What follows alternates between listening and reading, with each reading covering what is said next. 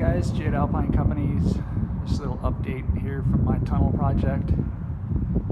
Doing some port placement. Placing these ports on the walls just really has to do with having installed tens of thousands of these.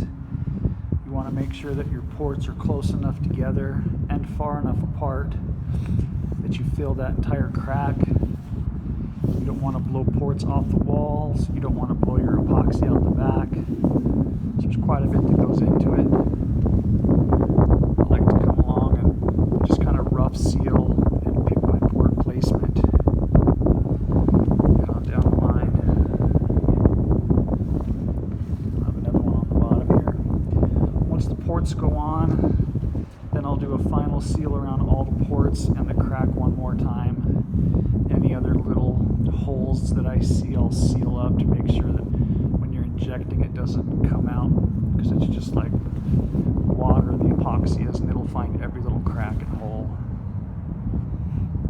Need epoxy injection?